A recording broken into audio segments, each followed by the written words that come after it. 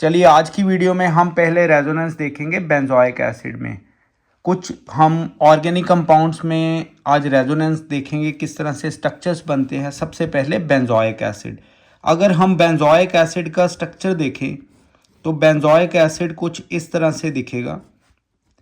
ये benzoic acid का structure है। अगर बेंजोइक एसिड के स्ट्रक्चर के विद रिस्पेक्ट टू चले, मैंने आपको रेजोनेंस वाली अपनी वीडियो में बताया है और इसका लिंक भी डाल दूंगा मैं डिस्क्रिप्शन में, देखिए। उसमें मैंने बताया अगर कार्बन के साथ डबल बॉन्ड वाला कोई ग्रुप लग गया तो वो क्या करेगा, वो हमेशा इलेक्ट्रॉन को विड्रॉ करेगा। ये जो COOH कार्बोक्सिलिक एसिड वाला ग्रुप है ये इलेक्ट्रॉन विड्रॉइंग ग्रुप है, मतलब ये -R इफेक्ट शो करेगा। अब हम शुरू करते हैं इसकी रेजोनेंस। देखिए ये रेजोनेटिंग एरो है। अब होगा क्या स्टूडेंट्स, ये वाली डबल बॉन्ड मूव करेगी इस तरफ। जब इसकी मूवमेंट होगी और ये परफेक्ट कॉन्जुगेशन सिस्टम में है, यहाँ पे डबल बॉन्ड, सिंगल और डबल। अब जिधर से इलेक्ट्रॉन्स निकले हैं वहाँ पे आ गया पॉजिटिव चार्ज। अब आप देखिए इस ये बॉन्ड वाले ये जो पाई इलेक्ट्रॉन डीलोकलाइज्ड हुए हैं, इसके इन्फ्लुएंस में ये यहाँ पे ये जो ऑक्सीजन के ऊपर 2 लोन पेयर्स हैं, ये वाली जो बॉन्ड होगी ये इधर मूव कर जाएगी under the influence of these pi bond delocalised electrons, जिसके कारण हम कुछ ऐसा स्ट्रक्चर देखेंगे। और ये स्पेसिफाई भी करेगा नेगेटिव R इफेक्ट को। इसके ऊपर जो ग्रुप लगा हुआ है, ये देखो ये सारा ग्रुप, ये माइनस चार्ज आ गया इसके ऊपर। इट मीन्स कि ये -M या -R इफेक्ट शो करते हैं। अब होगा क्या फर्दर स्ट्रक्चर्स में, आप देखेंगे ये वाले पॉजिटिव को बैलेंस करने के लिए ये डबल बॉन्ड इधर आएगी और कुछ इस तरह से ये हमारे पास दिखेगी। ये देखो ये डबल बॉन्ड आ गई। अब इधर से पॉजिटिव चार्ज आ जाएगा क्योंकि ये बॉन्ड निकल गई है, डीलोकलाइज्ड हो गई है, मूव कर गई है। अब ये एज इट इज़ रहेगा, ये नेगेटिव चार्ज, ये आ गया जी OH। अब देखो जब ये मूवमेंट हुई इधर कौन सा अपना बॉन्ड आ गई, एक डबल बॉन्ड बन जाएगी। तो इधर मैं डबल बॉन्ड बना रहा हूँ। अब इस पॉजिटिव को बैलेंस करने के लिए ये डबल बॉन्ड इधर आई और ये बन जाएगा डबल बॉन्ड और इधर पॉजिटिव चार्ज, क्योंकि इधर से मूवमेंट हुई है।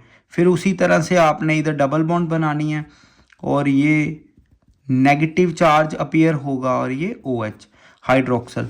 अब इस पॉजिटिव को बैलेंस करने के लिए जब ये वाली बॉन्ड इधर मूव होगी तो ये वाले इलेक्ट्रॉन यहाँ पे मूव हो जाएंगे और ये ओवरऑल जितनी भी delocalization of pi bond electrons हुए हैं वो क्या कर देंगे, वो दोबारा से ऐसा स्ट्रक्चर जो है हमने ये देख लिया। देखो यहाँ पे क्या बन गया, सेम एज इट इज़, जैसा पहले स्ट्रक्चर था वैसा ही बना और ये क्या आ जाएगी डबल बॉन्ड।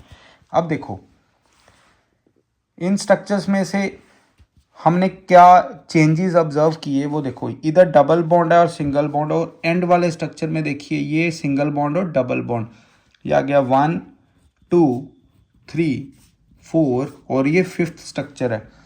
एक और चीज़ जो आप ऑब्जर्व करेंगे वो ये है कि जो बेंजोइक एसिड है इसमें जो ऑर्थो एंड पैरा पोजीशंस हैं, ऑर्थो एंड पैरा पोजीशंस होंगी वहाँ पे पॉजिटिव चार्ज अपीयर हो गया।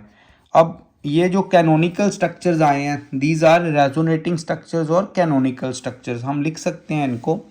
ये वाले कौन से स्ट्रक्चर है, इधर से लेके यहाँ तक ये वाले कैनोनिकल स्ट्रक्चर्स, कैनोनिकल और रेजोनेटिंग स्ट्रक्चर्स, कैनोनिकल स्ट्रक्चर्स और रेजोनेटिंग स्ट्रक्चर्स। अब जैसे जैसे रेजोनेंस होगी उसी तरह से एनर्जी जो है वो लो होती जाएगी, जिससे ये सारे का सारा जो स्ट्रक्चर है स्टेबिलिटी लेके आएगा। अब बेंजोइक एसिड जब इलेक्ट्रोफिलिक सब्स्टिट्यूशन रिएक्शंस की बात होगी, इलेक्ट्रोफिलिक जब सब्स्टिट्यूशन रिएक्शंस की बात होगी तो हमें पता है इलेक्ट्रोफाइल जो अटैक करेगा वो ऑर्थो और पैरा पोजीशन पे, इधर अटैक उसका पॉसिबल होगा नहीं क्योंकि इलेक्ट्रोफाइल इधर रिपल्शन एक्सपीरियंस करेगा। अगर आप किसी इलेक्ट्रोफाइल को अटैक करवाना भी चाहो तो वो कभी भी ऑर्थो और पैरा पोजीशन पे अटैक नहीं कर पाएगा, क्योंकि इधर रिपल्शन एक्सपीरियंस करेगा। वो क्या एक्सपीरियंस करेगा? रिपल्शन। इट मीन्स कि जो इलेक्ट्रोफाइल है वो अटैक किधर करेगा? वो करेगा मेटा पे। तो हम कह सकते हैं जो बेंजोइक एसिड है ये टुवर्ड्स इलेक्ट्रोफिलिक सब्स्टिट्यूशन रिएक्शंस ये मेटा डायरेक्टिंग है। मैं आपको एक एग्जांपल भी इधर देने लगा हूँ। देखिए स्टूडेंट्स, अगर हम बेंजोइक एसिड की नाइट्रेशन करवा दें, ये देखिए नाइट्रिक एसिड कंसंट्रेटेड फॉर्म में और सल्फ्यूरिक एसिड कंसंट्रेटेड फॉर्म में, तो जब रिएक्शन होगी हमें अपने अगर बेसिक्स क्लियर है हमारे, तो ये क्लियर होगा कि इससे क्या बनेगा? इससे बनेगा नाइट्रोनियम आयन। तो नाइट्रोनियम आयन अटैक किधर करेगा? ये करेगा मेटा पोजीशन पे। जो आंसर आएगा इस रिएक्शन का वो आएगा नाइट्रो मेटा पोजीशन पे, मतलब मेटा नाइट्रो बेंजोइक एसिड। तो इस तरह से जो इलेक्ट्रोफिलिक सब्स्टिट्यूशन रिएक्शन होगी बेंजोइक एसिड की, वो किस तरह से आंसर हम लिखेंगे? वो लिखेंगे आंसर हम अकॉर्डिंग टू रेजोनेंस करेंगे। हमें ये क्लियर हो जाएगा कि ऑर्थो और पैरा पोजीशंस पे क्या है जी, यहाँ पे पॉजिटिव चार्ज है, तो कभी भी इलेक्ट्रोफाइल ऑर्थो और पैरा पोजीशन पे अटैक नहीं करेगा। तो बेंजोइक एसिड क्या है? It is Meta directing towards electrophile. ये इलेक्ट्रोफाइल का अटैक मेटा डायरेक्शन पे करवाएंगे, तो रिएक्शन है जी मेटा डायरेक्टिंग। अब हम करेंगे फिनोल की रेजोनेंस। तो देखिए फिनोल की रेजोनेंस और फिनोक्साइड आयन की रेजोनेंस, इससे आपको ये क्लियर हो जाएगा कि फिनोल ज़्यादा एसिडिक क्यों है अल्कोहल के कंपैरेटिवली। पहले करेंगे फिनोल की रेजोनेंस। देखिए फिनोल किस तरह से रेजोनेंस करेगा। सबसे पहले हम फिनोल की ये कॉन्जुगेशन चेक करेंगे। ओके, ये पूरी तरह कॉन्जुगेशन में है। अब देखो ऑक्सीजन के ऊपर 2 लोन पेयर्स हैं। अब इसके ऊपर जब 2 लोन पेयर्स हैं तो फिनोल जो है ये आपने देखना है, ये हमेशा इलेक्ट्रॉन डोनेटिंग ग्रुप, मतलब ये +R और +M इफेक्ट शो करेगा। क्योंकि मैंने आपको पहले भी बताया वीडियोस में, या अभी देख लीजिए, जब कभी भी फिनाइल रिंग के साथ कोई ऐसा ग्रुप डायरेक्टली अटैच होगा जिसके ऊपर लोन पेयर होगी, मिनिमम 1 लोन पेयर होनी चाहिए, तो वो हमेशा इलेक्ट्रॉन डोनेटिंग ग्रुप होगा और इलेक्ट्रॉन डोनेट करेगा। हम करेंगे रेजोनेंस। देखिए ये मूव करेंगे इलेक्ट्रॉन्स इधर। अब इन इलेक्ट्रॉन के इन्फ्लुएंस में ये इधर मूव कर जाएंगे। अब देखो किस तरह से ये डबल डबल और इधर आ गए इलेक्ट्रॉन्स, ये नेगेटिव चार्ज डबल बॉन्ड, और आपके सामने इधर आ गया पॉजिटिव चार्ज। तभी तो ये मैंने बोला ये +R इफेक्ट शो करेगा। अब ये इलेक्ट्रॉन इधर 10⁻⁸ सेकंड के लिए रहेंगे। कितनी देर के लिए? 10⁻⁸ सेकंड के लिए। ये काफ़ी बुक्स में नहीं दिया गया, इसलिए आप ये नोट डाउन करिए। अब इन इलेक्ट्रॉन के इन्फ्लुएंस में ये इधर आ जाएगा।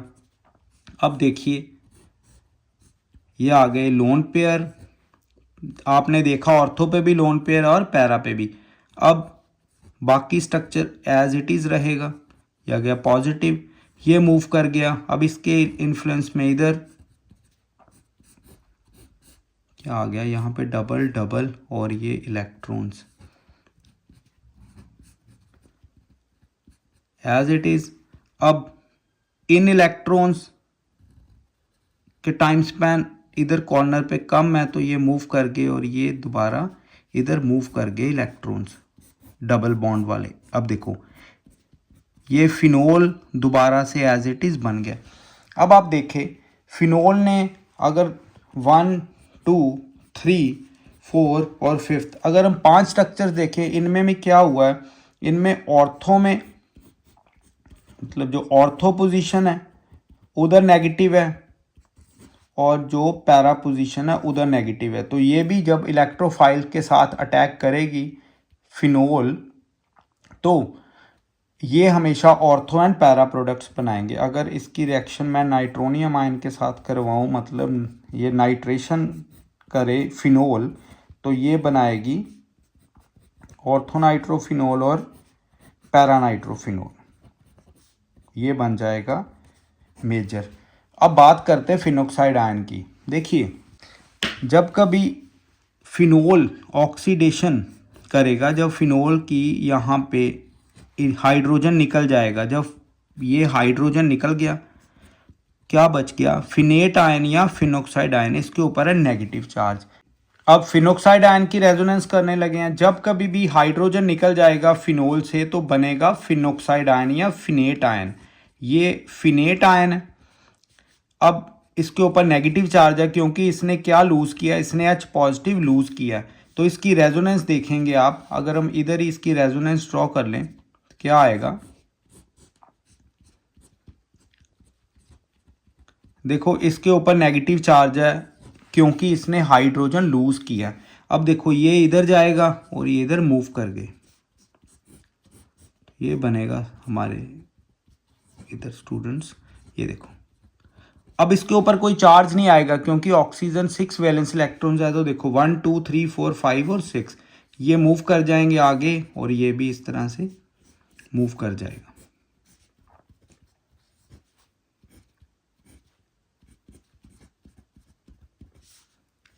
ये आफ्टर 10⁻⁸ सेकेंड इस तरह से इनकी जो मूवमेंट चलती रहेगी। क्या बनेगा, ये परफेक्ट कॉन्जुगेशन में आना शुरू हो गया फिनेट आयन का स्ट्रक्चर। अब ये मूवमेंट करेगी और ये सारा जो स्ट्रक्चर है ये स्टेबलाइज हो जाएगा बाय रेजोनेंस। अब देखो इसमें अब देखिए ऑर्थो पैरा पे क्या है जी, नेगेटिव चार्ज आ गया। अगर हम एक और इसमें क्वेश्चन करें, जो फिनोल है उसकी एसिडिक स्ट्रेंथ अल्कोहल से ज़्यादा क्यों है। अगर हाँ एसिडिक स्ट्रेंथ की बात करें तो एसिडिक स्ट्रेंथ फिनोल की ज़्यादा क्यों है, क्योंकि इधर जब अल्कोहल इलेक्ट्रॉन, अगर हम यहाँ पे इसके इलेक्ट्रॉन ले लिए हाइड्रोजन के तो ये बन गया एल्कोक्साइड आयन। अब एल्कोक्साइड आयन जो है नो रेजोनेंस, ये रेजोनेंस शो नहीं करता। अगर ये रेजोनेंस शो नहीं करता तो it means it is not stable, ये स्टेबल नहीं है as compare to phenoxide ion. अब ये स्टेबल नहीं है, जब स्टेबल नहीं होगा तो ये जो H पॉजिटिव आयन है इसके बिना ये सर्वाइव नहीं कर सकता। तो alkoxide ion H positive lose नहीं कर पाएगा। जो लूज़ नहीं कर पाएगा, आपको पता ऑर्गेनिक केमिस्ट्री में हमने पढ़ा है, जो हाइड्रोजन मतलब जो H पॉजिटिव लूज़ करे वो क्या होगा, एसिडिक होगा। तो एसिडिक इन दोनों में से कौन हुआ ज़्यादा, फिनोल, क्योंकि फिनोल ने जब H पॉजिटिव रिलीज़ किया तो फिनोक्साइड आयन बनाया और फिनोक्साइड आयन रेजोनेंस से स्टेबलाइज हो जाएगा। बट एल्कोक्साइड आयन में अगर हम देखें रेजोनेंस है ही नहीं। जब अल्कोहल H पॉजिटिव रिलीज़ करेगा तो एल्कोक्साइड आयन स्टेबलाइज नहीं हो पाएगा क्योंकि इसमें रेजोनेंस नहीं है। क्यों रेजोनेंस नहीं है, क्योंकि इसके पास एक परफेक्ट कॉन्जुगेटेड सिस्टम नहीं है। यहाँ तक कि हम वीडियो को एंड करते हैं। Thank you.